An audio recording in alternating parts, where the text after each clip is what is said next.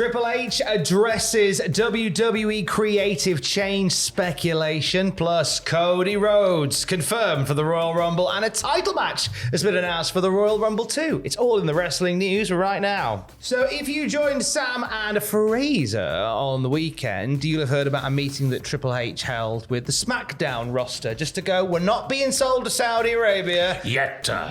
Calm down. Another meeting was held just before Raw yesterday. Some similar notes, but a few extra bits, isn't that right? Yes, Fightful Select have the deets on this. What everybody they say, staff and talent were all involved at the meeting, which starts shortly after 3 p.m. EST, which is the biggest news of all. Bianca Belair time. 3 p.m. My God, what an early meeting. The meeting was conducted by Triple H, Kevin Dunn, and EVP of Talent for WWE, Don Vitrelli. Or Don Vitrell. Don Vitrelli. I like Don Vitrell. Don Vitrelli. Don Vitrell. Don Vitrelli. Thus far, we were told that many of the same points waived from Friday, including noting that Triple H is still firmly in control of creative. That's the big news there. And the talent relations are not changing. There was also a debunking of last week's Saudi Arabia sales story once again. I think a similar meeting will probably happen tonight on NXT. I think they're just going through the whole roster just to go, calm down, dear. Yeah. It's a commercial. Shawn Michaels is there. I'm still in control. I don't know why I made him sound like Mr. Bean, but there we go. Oh, Teddy. I'm just a sexy boy. So this is, I think, Triple H just calming down, allaying some of the fears of the Raw roster. This is amid reports, speculation, rumours, concern, innuendo about not just the sale of WWE, which is due to happen before SummerSlam, they reckon, but also about who is running the ship. Vince McMahon, according to numerous sources, was back in his office making suggestions over the weekend, and that brought about some fear amongst the Raw and SmackDown teams. Do you reckon it was like when Shane McMahon was making suggestions in last year's Royal Rumble and Vince was like, you're fired, never come back here again. Triple H is saying, I can't fire you, but if I could do something similar, that's what I would do. See, this is the bit that I'm so sad that you weren't here the other day, because this is the bit that you missed. Oh, I saw it, Tom. You saw it? $800 and whatever $1,000. Over $800,000 to put that awful Royal Rumble. Well done, lad. Also backstage at Raw last night, as well as the team for Monday Night Raw's production and the staff of Raw and the talent, was NXT stars Zoe Stark and Charlie Dempsey. Now they're working the main event taping, so we'll see them later this week. This doesn't necessarily mean they're getting a call up. They're really utilising main event well at the moment, I think, just to give these NXT talents a little bit of a run out on the main roster in front of the big crowd. Yeah, sink or swim. Will you connect with the crowd with this one match, or will you not and go back to NXT forevermore?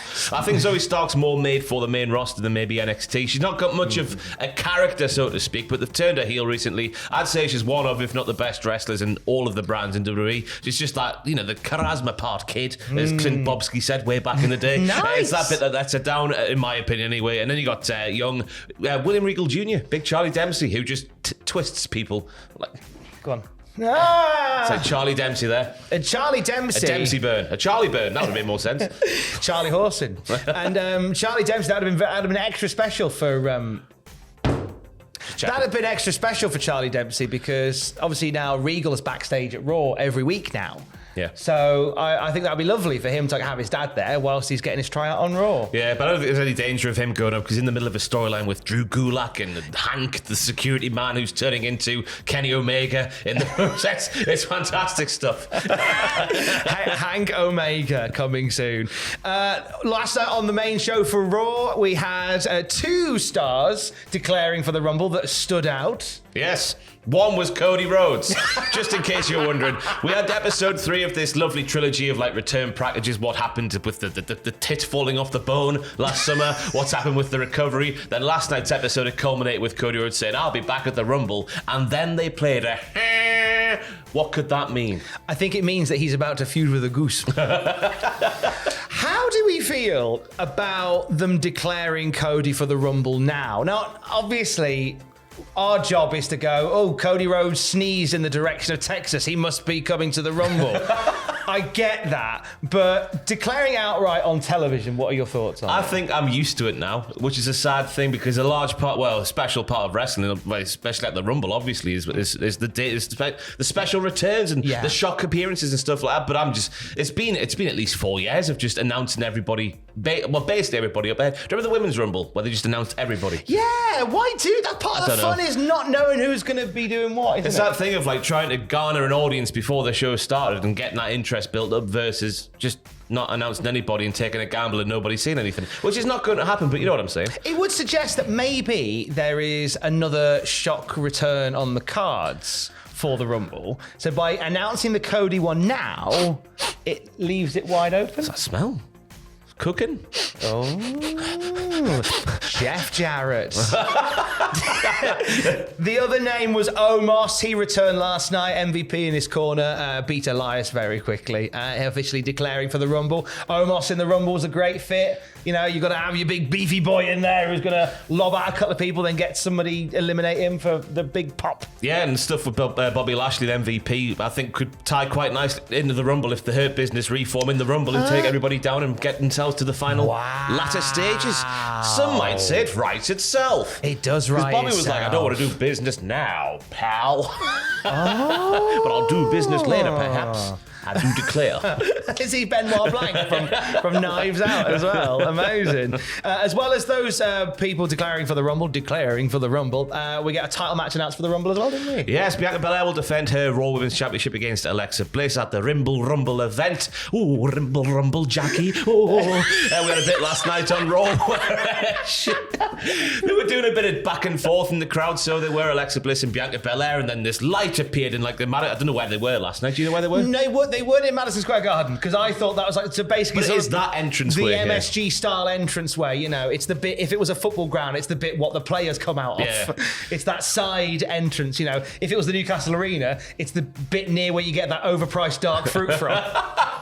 It's sort of there. I know all too well. But a beaming light shines through this entranceway halfway up the crowd while Bianca Belair and Alexa Bliss are fighting in the crowd. Bianca Belair's got Alexa Bliss up to do some sort of move to her. Well, a bit of KOD onto some chairs. KOD onto the nicely chairs. arranged, yeah. And then we see Uncle Howdy. Well, the silhouette of Uncle Howdy, and he's twisting his arms like he's got some sort of arthritis. Oh, I'm stretching my wrists. It feels absolutely lovely. And this distracts Bianca Belair enough to allow Alexa Bliss to hit a gnarly DDT on the floor. So advantage Alexa Bliss conclusively in that moment. Little stare down between Howdy and Bliss as well. We don't quite know what page they're on, whether they're working together, whether Howdy's just like, hey, you're going to come back and join us, and she's sort of resisting it in her own way. So some nice little storytelling flex there that will no doubt pay off more come a week on Saturday at the Royal Rumble. Yeah. So that's the first title match announced for the Rumble outside of Kevin Owens and Roman Reigns for the Undisputed title. Then you got the two Rumble matches and all the fun and games that come with that. I love Rumble season. It is the best one, isn't it? It is the best. I know they're sometimes not good, but they're always good. Even except last year's, which was horrible, and that really made me sad for the year. Like it's a bit like the Groundhog, Puxatori Phil. If the Groundhog comes out and casts a shadow, then it's 6 more weeks of winter. So if the Rumble's bad, then it's 6 more weeks of crap. I thought you just meant if Shane McMahon returned, it's 6 more wins. Oh, if Shane McMahon returns, winter is coming.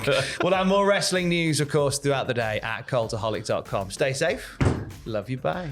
3. He's lost. I won. Up the Charlie Burn.